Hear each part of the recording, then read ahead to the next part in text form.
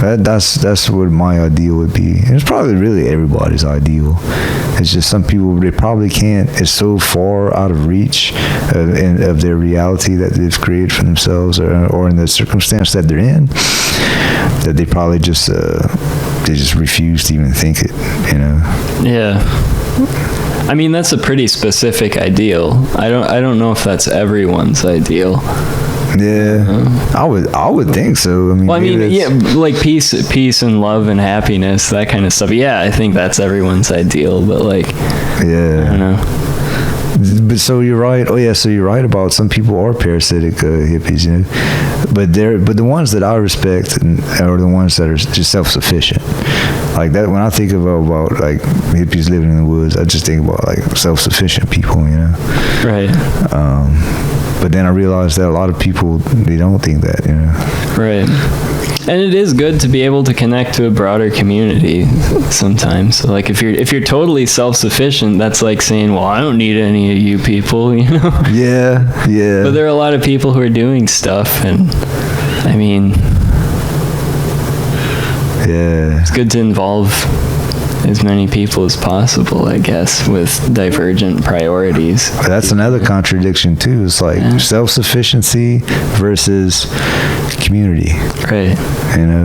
It's like tough. It's really not. One's really not better than the other.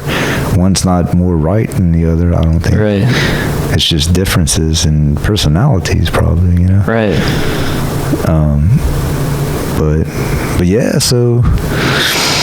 I don't know, this can go on forever, so I guess we'll have to just call it a stopping point and go eat some boiled crawfish and all that. So you're in your last semester. Yeah. You just started your last semester. Well, we can talk about this off the air, maybe. Okay. Or you want to talk about it on the air? What? My semester. Oh, well, I was just saying it's your last semester. You're just starting your last semester, and of your master's degree in philosophy. Mm-hmm. So that's pretty awesome. Yeah. And I wish you luck and all that stuff. Thanks, man. I appreciate it. And all that stuff. We still have to go to the Buddhist temple and I'm float looking forward to that. in the sensory deprivation chamber. Mm-hmm. We'd probably just make a day of that for sure. Yeah. I still need to go visit you in grad school and stuff like that. And, so I guess to wrap it up, have any last words? Well, thanks for watching, assuming you made it all the way through. Yeah, right. Hats off to you. And please subscribe. Check out eternalconversations.com. Check out my book, Eternal Conversations, Reflections and Illuminations for a Higher Existence, my book of poetry, Immortalization, and check out the Eternal Conversations podcast, and peace, love, and light.